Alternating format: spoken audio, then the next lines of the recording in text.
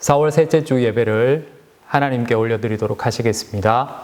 다 같이 사도신경으로 신앙 고백 하시겠습니다.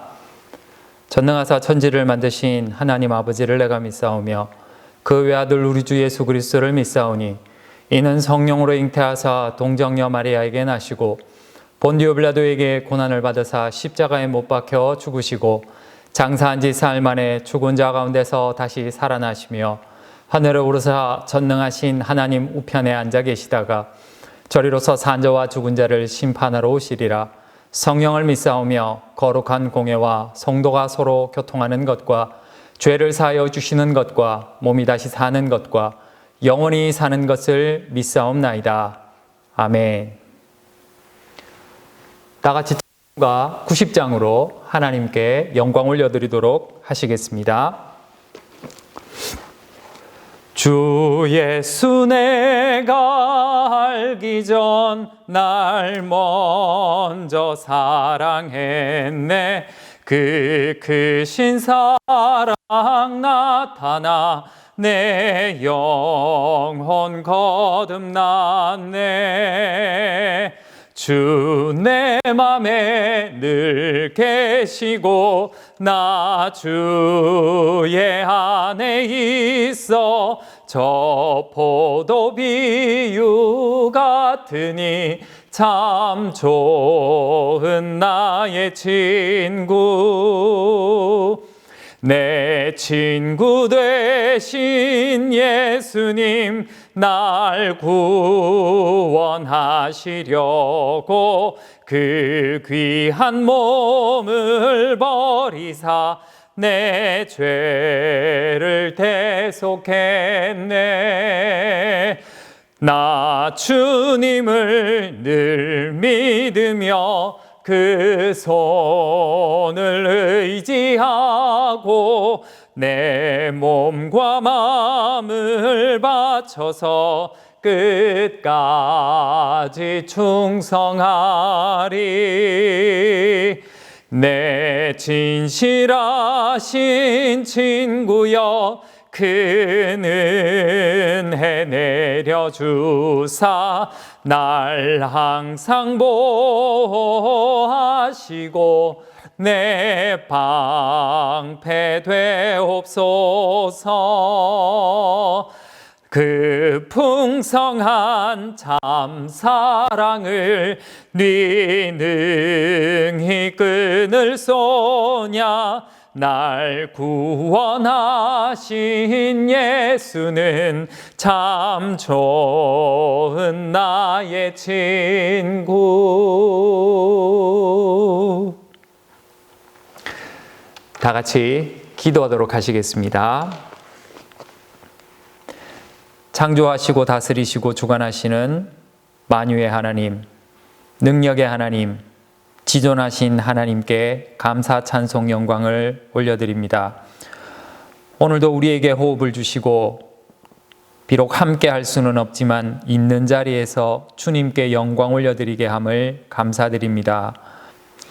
죄로 인해 예배드릴 수 없는 우리지만 우리를 사랑하셔서 예수님을 이 땅에 보내시고 우리의 모든 죄를 대신 지셔서 십자가에 달려 돌아가시고 그로 말미암아 우리에게 화목을 베푸신 주님께 감사를 드립니다.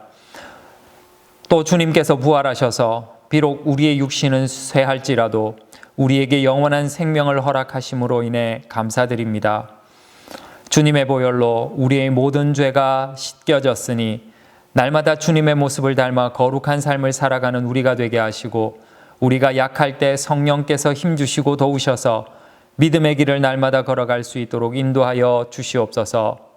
며칠 전 끝난 총선으로 나라가 분열되지 않게 하시고 화합하게 하시며 새롭게 뽑힌 국민의 대리자들이 국민과 나라를 위해 수고하게 하시고 국민들은 정직하고 의로운 삶을 살아갈 수 있도록 주께서 도와주시며 바르고 건강한 가치관으로 서로를 배려하고 이해하는 나라가 될 수 있도록 인도하여 주시옵소서. 코로나19도 빠른 시간 안에 안정될 수 있도록 도우시고 강건한 민족이 되어 빨리 일상으로 그리고 예배로 복귀할 수 있도록 주께서 인도하여 주시옵소서. 이 땅의 교회를 기억하여 주시옵소서. 말씀만이 진리임을 기억하고 교회가 마땅히 가져야 할 사명으로 무장하게 하시며 세상을 따르지 않게 하시고 세상의 빛과 소금으로 선한 영향력을 끼치게 하여 주시옵소서.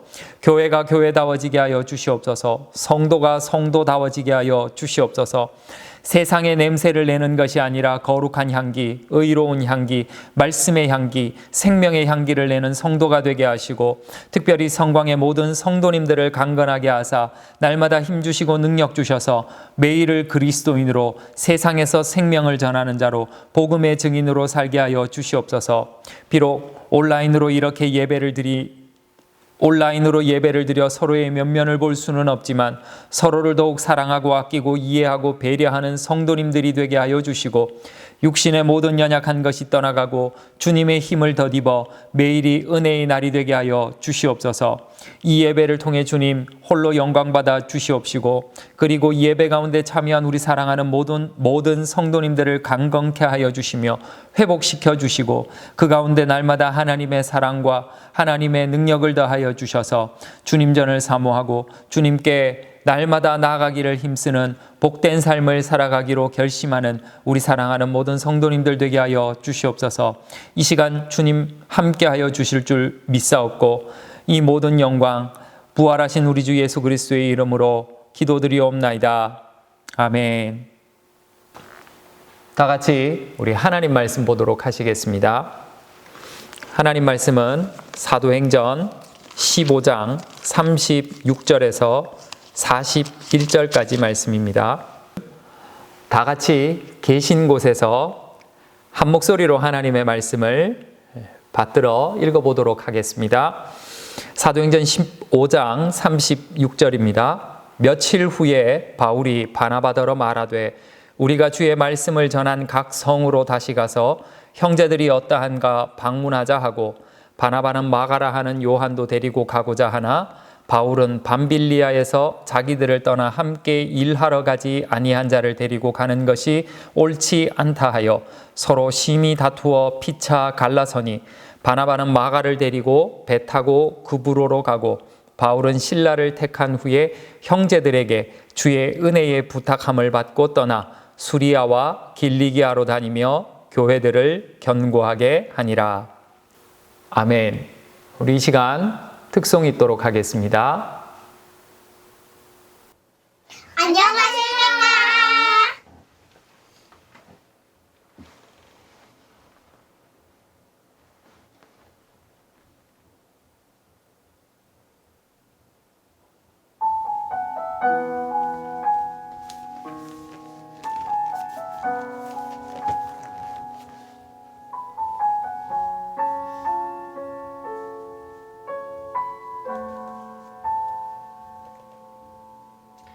이 세상을 살아가는 동안에 나의 힘을 의지할 수 없으니 기도하고 낙심하지 말 것을 주께서 참 소망이 되시니라. 하나님의 꿈이 나의 비전이 되고 예수님의 성품이 나의 인격이 되고 성령님의 권능이 나의 능력이 되게 원하고 바라고 기도합니다.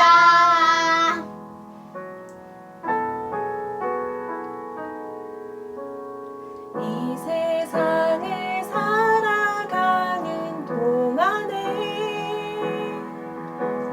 나의 힘을 의지할 수 없으니 기도하고 낙심하지 말 것은 주께서 참 소망이 되심이라. 주의 길을 걸어가는 동안에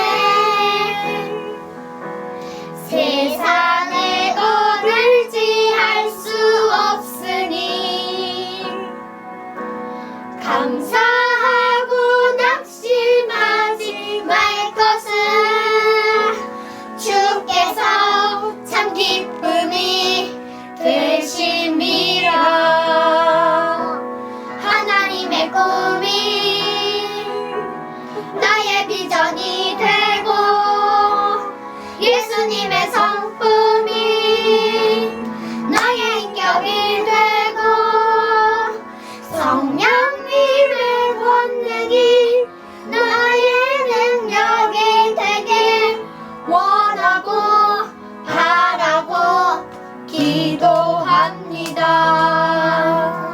하나님의 꿈이 나의 비전이 되고 예수님의 성품이 나의 인격이 되고 성령님의 권능이 나의 능력이 되길 원하고 바라고 기도합니다. 하나님의 꿈이 나의 비전이 되고 예수님의 성품이 나의 인격이 되고 성령님의 권능이 나의 능력이 되길 원하고 바라고 기도합니다. 원하고 바라고 기도합니다. 아멘. 아멘. 아멘. 감사합니다. 감사합니다. 지난 시간 우리는 하나님께서 각자의 서로 다른 부르심에 대한 말씀을 나누었습니다. 바울과 바나바는 두 번째 전도 여행을 앞두고 첫 번째 전도 여행 때의 집으로 무단 이탈해버린 청년 마가와 함께 가는 문제로 서로 의견이 엇갈리게 됩니다. 의견이 끝내 좁아지지 않자 결국 두 사람은 자기 자신과 전혀 다르지만 서로 다른 하나님의 부르심이 이루어질 수 있도록 서로 격려하면서 헤어지게 됩니다. 바울과 헤어진 바나바는 마가를 대동하여 1차 전도 여행 때의 첫 번째 행선지였던 구브로로 향하게 됩니다. 그리고 바나바는 바울을 사도행전의 무대 한가운데에 세우는 데 일조하고 더 이상 사도행전에서 등장하지 않게 됩니다. 이제 사도행전은 바울의 이야기만 진행이 될 것입니다. 그래서 우리는 사도행전의 주인공이 바울이다 라고만 생각하기 쉽습니다. 하지만 이런 우리의 시각은, 이런 우리의 생각은 세상의 기준 위에서 바울과 바나바를 세워놓고 서로 비교했기 때문입니다. 세상은 높이 올라가기를 원합니다. 이 세상의 간절함이 교회 안에 들어와 있습니다. 그래서 하나님을 믿는다고 하지만 나도 모르는 사이 세상의 기준으로 바울과 바나바를 보고 있었던 것입니다. 하나님의 기준은 그렇지 않습니다. 바울과 바나바의 부르심이 다를 뿐입니다. 바울이 대중을 위해서 하나님의 부르심을 받았다면 바나바는 주님께서 자신에게 붙여주신 한 사람을 세우는 부르심을 받았습니다. 이 부르심에 바나바는 순종합니다. 바나바는 이 부르심에 순종하여 고향 다소에서 13년간이나 집거하던 바울을 불러냈습니다. 여기에 그치지 않고 안디옥 교회의 공동 사역자로 바울을 세워서 많은 사람들을 위한 생명의 통로자로서의 하나님의 부르심에 순종하도록 바울을 세워주게 됩니다. 뿐만 아니라 마가가 사도 베드로와 바울의 동역자가 될 수 있도록 사복음서 중에 마가복음이 가장 먼저 쓰여졌는데 그 저자가 될 수 있도록 했습니다. 그래서 하나님 앞에서는 단 두 사람을 세우는데 일생을 보낸 바나바나 여전히 많은 이방인들에게 복음의 통로자로 일생을 보내다 끝내 순교한 바울이나 누구를 더 높이 세울 수 없는 동일한 최고의 삶을 산 사람들입니다. 우리 하나님은 우리처럼 우리의 일생을 세상에서 하는 것처럼 높이로 평가하시는 분이 아닙니다. 각자의 삶에서 부르심에 최선을 다하는 삶을 살았느냐, 그렇지 못하냐로 우리를 평가하십니다. 과거 바울과 바나바가 살던 시대의 로마는 최고의 권력과 부가 있던 곳입니다. 로마라는 국가뿐만 아니라 로마 안에서 살아가는 사람들도 권력과 부의 소유자로서 서로 높고 낮음을 비교하면서 살았고, 어떻게 하면 더 많은 권력과 부를 조금이라도 더 얻어서 높은 곳으로 올라갈 수 있을지를 경쟁하며 살았습니다. 그런 로마의 눈으로 볼 때, 그런 로마에 살고 있는 사람들의 눈으로 볼 때, 바울과 바나바는 참으로 볼품없는 사람들이 분명해 보입니다. 그들이 소유한 권력은 아무것도 없습니다. 그들이 소유한 재물 또한 아무것도 없습니다. 세상의 눈으로 본다면 과연 이들은 어느 정도 높이에 있는 사람들일까요? 높이가 있기나 할까요? 오히려 바닥을 뚫고 아래로 내려가는 사람들이 아니었을까요? 로마의 눈으로 볼 때, 로마에 살고 있는 사람들의 눈으로 볼 때에 그들은 무능력자고 실패자고 세상에서 가장 형편없는 존재들이었을 것입니다. 이것이 끝이 아닙니다. 바울은 로마에서 가장 비참하게 참수형을 당하여 죽게 되었고, 바나바는 구부로 섬에서 순교했다고 전해지고 있습니다. 세상에서 이들을 기억하는 사람들이 있었을까요?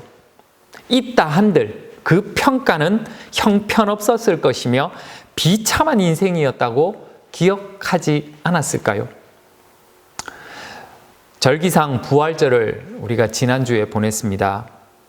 이제 다음 주일 우리가 이곳에서 부활절 예배를 드리겠습니다만, 부활하시기 전 골고다 언덕으로 자신의 형틀인 십자가를 끌고 피 흘려 걸어가시는 예수님을 떠올려 보셨으면 좋겠습니다. 이 세상에서 가장 저평가되셨던 분이 바로 예수님입니다. 아니, 세상의 기준에서 볼 때 적절하게 평가된 분이십니다. 나사렛이라는 가난한 동네에서 태어나신 예수. 하나님의 아들이라는 지위가 무색할 정도로 사람들의 멸시와 조롱과 핍박과 찔림과 매맞음과 결국은 치욕스러운 십자가를 지신 분입니다. 세상의 눈으로 볼 때는 아무것도 가진 것 없는, 세상에서 높은 곳에 계신 분이 아니라 가장 낮은 자리에 계셨던 분입니다. 예수님은 죄인과 어울리셨습니다. 창기들과 어울리셨습니다. 문둥병자와 어울리셨습니다. 이방인들과 어울리셨습니다. 그는 부정 그 자체였고, 더욱이 자신의 높은 위치를 샘내는 불안당이었습니다. 예수님을 높게 평가하려는 사람들은 없었습니다.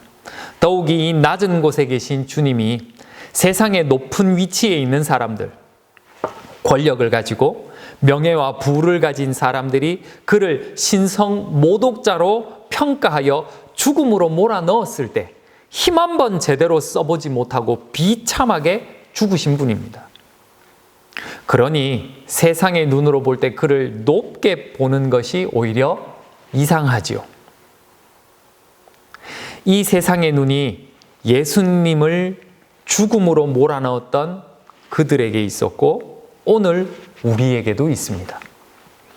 우리가 아무리 바른 신앙생활을 한다고 작심하더라도 우리의 가치관이 세상에 있다면 우리의 추구하는 삶의 방향은 절대로 주님일 수 없습니다. 하나님을 믿는다면서도 세상의 가치를 추구하는 것 자체가 이미 하나님을 세상의 가치로 보고 있다는 것을 의미하기 때문입니다. 우리의 삶은 세상의 저 높은 곳을 향하는 것이 아니라 각자의 부르심을 따라 그곳이 어디가 되었든 누구를 향하든 부지런히 감사하며 만족하며 기뻐하며 살아야 합니다. 이러한 삶을 우리는 거룩한 삶이라고 부릅니다. 구별된 삶이라고 부릅니다. 세상의 가치를 가지고 비교하는 삶은 결국 세상의 가장 높은 것을 추구하게 되어 있습니다. 이런 삶은 절대로 거룩한 삶, 구별된 삶을 살 수가 없습니다. 세상이 진흙탕이 더럽다고 말하면서도 그곳에서 뒹굴어야, 그곳이 혐오스럽다 하면서도 그곳에서 그들과 어울려야 높아질 수 있기 때문입니다. 구별하면 안 되고 모든 것을 수용해야 높이 올라갈 수 있습니다. 그러나 가치를 주님께 두면 어떻게 됩니까? 세상의 위치가 어떻든 상관없이 거룩한 삶을 살 수 있습니다. 이것이 결국 부활신앙을 사는 그리스도인의 모습입니다. 현세에 미련이 있는 사람은 당연히 세상의 높이가 중요합니다. 다음 생은 없습니다. 관심은 오직 세상의 높이에만 있습니다. 그러나 부활신앙을 사는 그리스도인들은 세상의 높이에 관심이 없습니다. 관심은 오직 주님께만 있습니다. 주님만이 부활의 능력이며 영생의 능력이며 영원한 나라의 주인이시기 때문에 주님께만 관심을 둘 수밖에 없습니다. 그러다 보니 세상에 자연히 미련을 두지 않게 됩니다. 이런 구별된 삶, 거룩한 삶을 사시는 복된 성도님들 되시기를 바랍니다. 성경에는 곳곳에서 이런 삶을 사는 사람들을 우리에게 보여줍니다. 모세는 당시 세계 최대의 문명인 이집트의 왕자로 화려한 삶의 정점을 찍으며 살았습니다. 그러나 하루아침에 그는 도망자의 신세가 되었고 냄새나고 더럽고 천한 양치기로 40년을 살게 됩니다. 80이라는 나이에 모세는 하나님의 부름을 받게 됩니다. 재미있는 것은 하나님은 세상의 가장 높은 곳에 있는 모세를 부르지 않으셨다는 겁니다. 오히려 세상의 가장 낮은 곳에 있는 모세를 부르셨습니다. 세상의 부와 명예와 권력을 사용하여 하나님의 부르심에 응답하면 얼마나 큰 일들을 이루어낼 수 있겠습니까? 그러나 하나님은 가진 것이라고는 그저 양을 치는 지팡이 하나 들고 있는 모세를 부르십니다. 세상의 눈으로 볼 때는 전혀 이해할 수 없는, 절대로 이해할 수 없는 하나님이십니다. 그러나 하나님께서 보실 때는 하나님의 부르심에 자신을 완전히 내어 맡겨서 오직 주님께만 관심을 둔 모세가 가장 가치 있다고 판단하셨기 때문에 하나님은 모세를 부르신 겁니다. 에스겔을 잘 알고 계시지 않습니까? 그는 바벨론 제국의 포로였습니다. 그것도 전쟁 포로였습니다.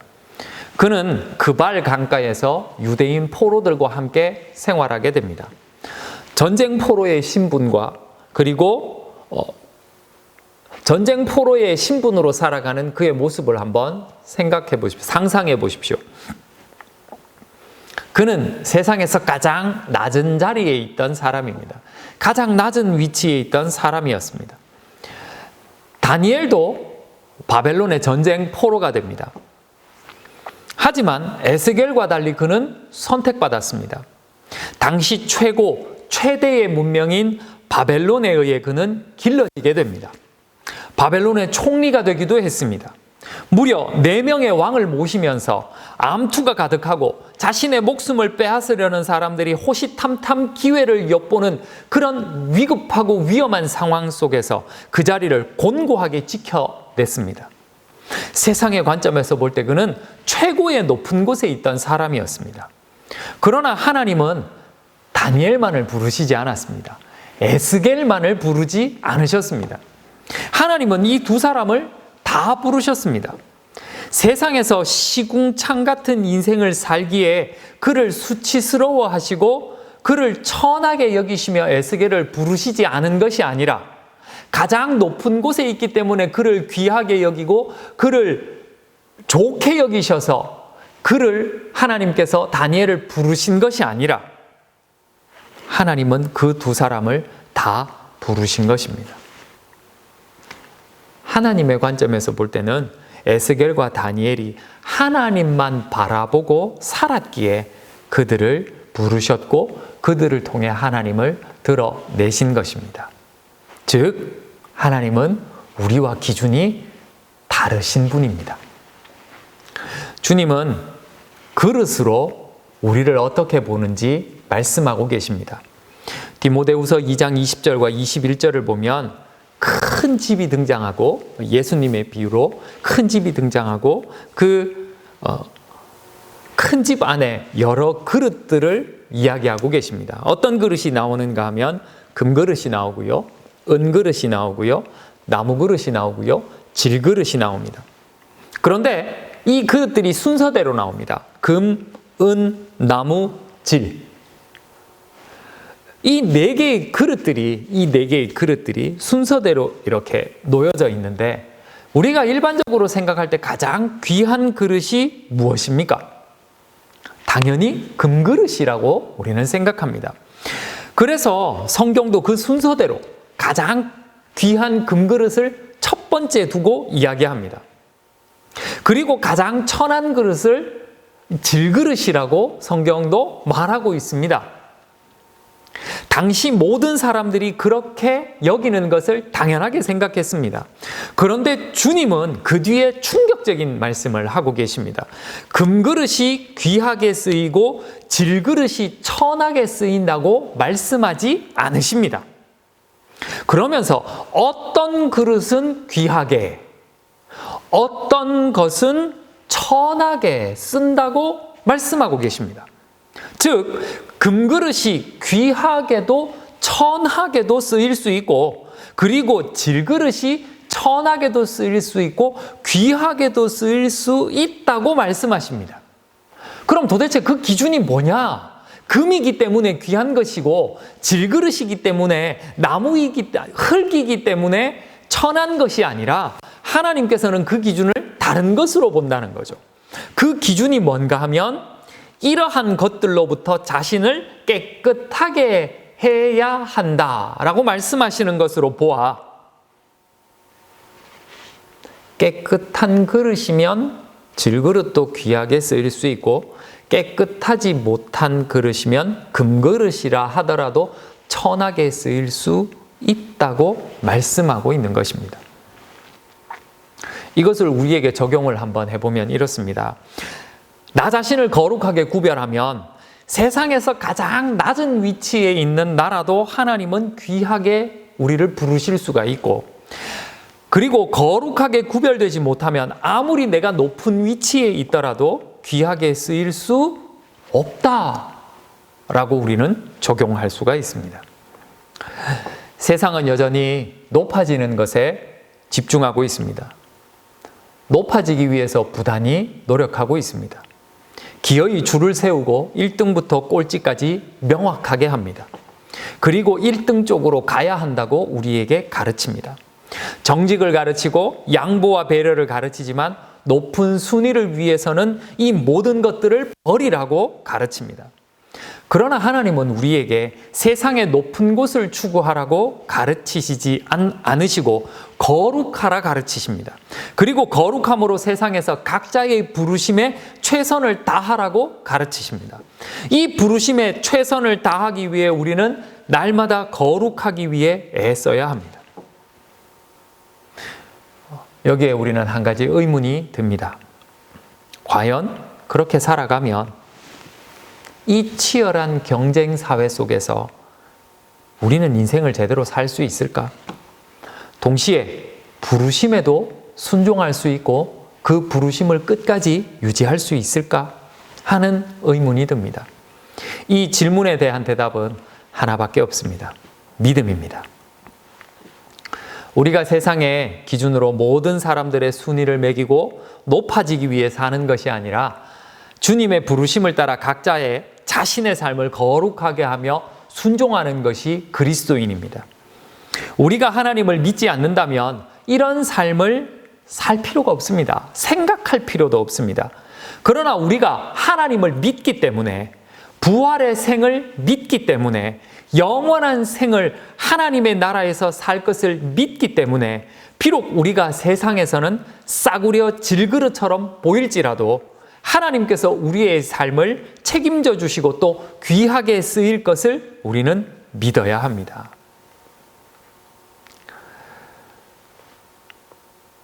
하나님께서 사람을 세우시는 기준은 세상의 높음이 아닙니다. 만약 그러하다면 우리 중에 몇 분이나 세움을 받으시겠습니까? 그리고 설령 세움을 받았다 한들 얼마나 그것이 유지가 되겠습니까? 감사하게도 하나님은 이 기준으로 우리를 세우시지 않으셨습니다. 날마다 거룩한 삶을 살기 위해 애쓰는 사람, 세상의 어떤 높아짐을 쫓기보다 하나님 앞에 있기를 애쓰는 사람, 그런 사람을 하나님께서는 부르십니다.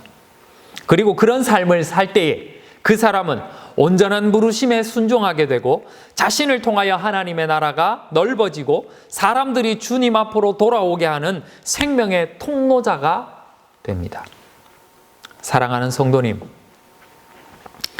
한 걸음 물러서서 과연 나의 눈은 어디를 향하고 있는지 보시기 바랍니다. 꽉 움켜쥐고 있는 내 손을 펴시고 그 안에 무엇을 움켜잡고 있었는지 보시기 바랍니다. 내 신발을 벗고 내 발은 어디에 서 있는지를 보시기 바랍니다. 과연 그곳에 주님이 계십니까? 내가 서 있는 곳이 세상이고 내가 잡고 있는 것이 세상이며 내가 보는 것이 세상인 사람은 마치 로마에 살고 있는 유대인들과 같습니다. 자신의 이익을 위해서 주님을 이용하는 거짓 신앙에서 벗어나 참 신앙, 바른 신앙, 하나님을 기쁘시게 하는 신앙으로 부르심의 끝까지 순종하며 믿음의 길을 걸어가는 성도님들이 되시기를 바랍니다. 우리 모든 사랑하는 성도님들의 그 부르심에 하나님의 은혜가 흘러넘치기를 소원합니다. 기도하겠습니다. 하나님, 우리의 눈이 어디를 향하고 있었습니까? 우리의 생각이 어디를 향하고 있었습니까? 우리의 발에는, 우리의 손에는, 우리의 눈에는 무엇이 있었습니까?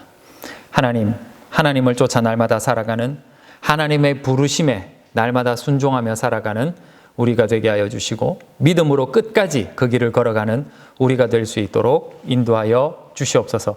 세상의 높음을 쫓기보다 하나님을 향해 걸어가기를 힘쓰는 우리 모든 성도님들 되시기를 간절히 기도드립니다. 하나님께서 우리 모든 성도님들을 붙들어 주셔서 믿음으로 그 길을 걸어갈 수 있도록 인도하여 주시옵소서. 감사드리며 예수님의 이름으로 기도드리옵나이다. 아멘.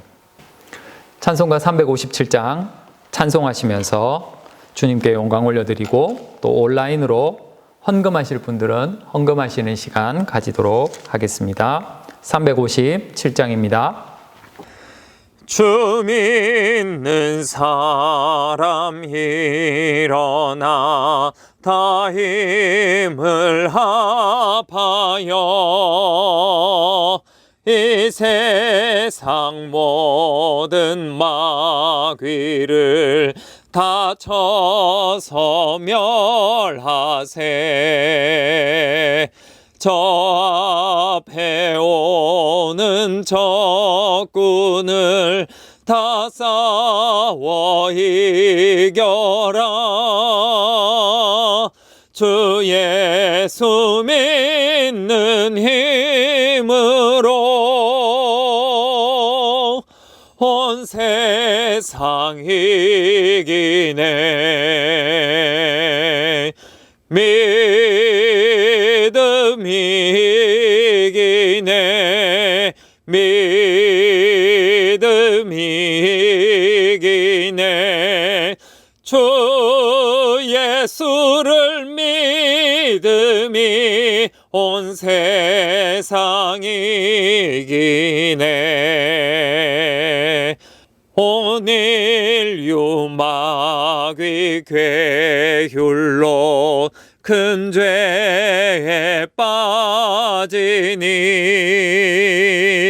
진리로 띠를 띠고서 늘 기도 드리세. 참 믿고 의지하면서 겁없이 나갈 때 주 예수 믿는 힘으로 온 세상 이기네.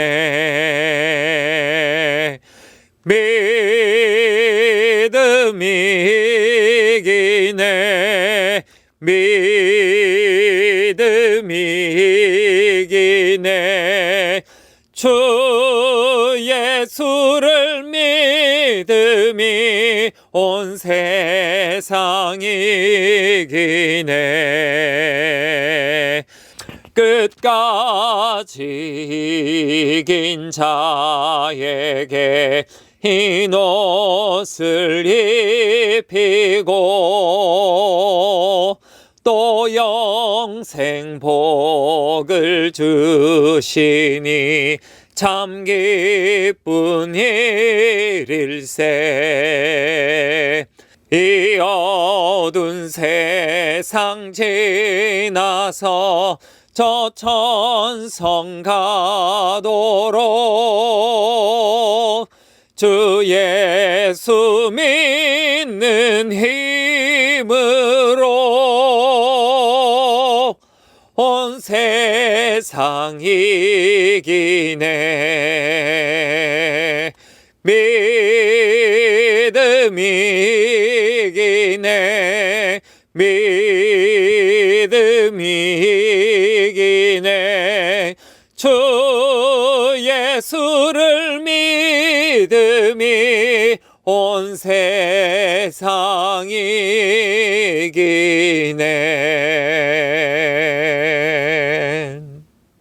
광고 드립니다.